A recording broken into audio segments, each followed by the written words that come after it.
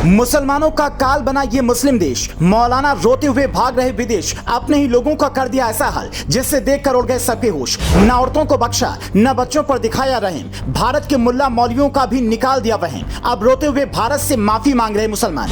Islamic देश में योगी बाबा की हो रही मान, परेशान मौलाना गिड़गिड़ाते हुए लगा रही गुहार। मुसलमानों का ऐसा हाल देखकर कौन बांट रहा मिठाई। पहले लाठी बरसाई, फिर जेल में डाला, फिर झूठे मुकदमे लगाकर मुसलमानों को सुना दी ऐसी सजा जिसके बारे में सुनकर आप भी सहम जाएंगे। मुसलमानों के साथ ये सलूक चीन या किसी दूसरे गैर इस्लामिक देश में नहीं हो रहा, बल्कि उस देश में हो रहा है जिससे दुनिया भर के मुसलमान अपना आका मानते हैं। ये इस्लामिक देश अपने ही लोगों के लिए काल बन चुका है और अपने ही लोगों को इस हद तक घुटने टेकने पर मजबूर कर रहा है कि इस देश के मुल्ला मौलवी भी अपनी जान बचाकर विदेश भाग रहे हैं। भारत में मुसलमानों के साथ कुछ ऐसा होता तो अभी तक इस्लाम खतरे में आ जाता, लेकिन इस इस्लामिक राष्ट्र ने जो कांड अपने नागरिकों के साथ किया है उसके बारे में जानकर भारत के मुसलमानों को मोदी सरकार को धन्यवाद कहना होगा।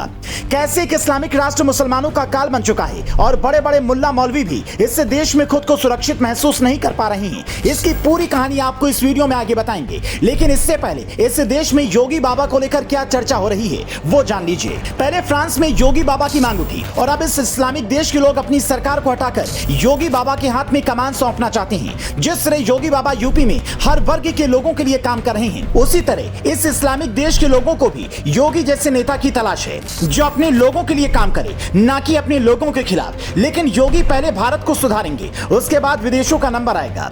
मुसलमानों का हमदर्द कहे जाने वाला ये इस्लामिक देश इस समय मुसलमानों का सबसे बड़ा दुश्मन बन चुका है और अपने ही नागरिकों को इतनी गहरी चोट दे रहा है जो सदियों तक याद रखी जाएंगी। ये इस्लामिक देश और कोई नहीं बल्कि ईरान है, जिसे भारत के साथ साथ दुनिया के तमाम मुसलमान अपना आका मानते हैं। लेकिन ईरान हिजाब का विरोध कर रहे अपने नागरिकों को पकड़कर उन पर झूठे आरोप लगाकर फांसी की सजा सुना रहा है। ईरान ने अभी तक इस तरह के सैकड़ों फर्जी मुकदमे लगाकर अपने सैकड़ों नागरिकों को मौत के घाट उतार दिया है।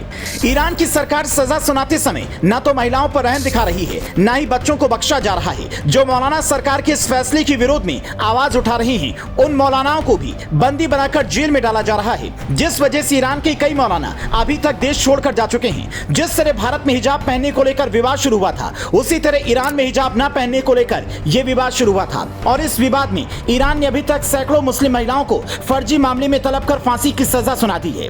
कई बड़े मानवाधिकार संगठनों की नजर इस पूरे मामले पर बनी हुई है, लेकिन इस इस्लामिक देश द्वारा मुसलमानों पर किए जा रहे अत्याचार के खिलाफ कोई भी कुछ नहीं कर पा रहा है। खबर यह भी सामने आ रही है कि भारत में अपने आप को खतरे में बताने वाले मुसलमान ईरान की हालत देखकर सदमे में हैं। खुद को ईरान का नागरिक न होने के कारण खुशकिस्मत बताकर मिठाई भी बांट रहे हैं। क्या मोदी सरकार को इस मामले में हस्तक्षेप कर ईरान के मुसलमानों पर हो रहे अत्याचार को रोकना चाहिए या नहीं, और भारत के मुसलमानों को इस पूरे मामले से क्या सीख लेनी चाहिए? इस बारे में आपकी क्या राय है? हमें वीडियो के कमेंट में जरूर बताएं।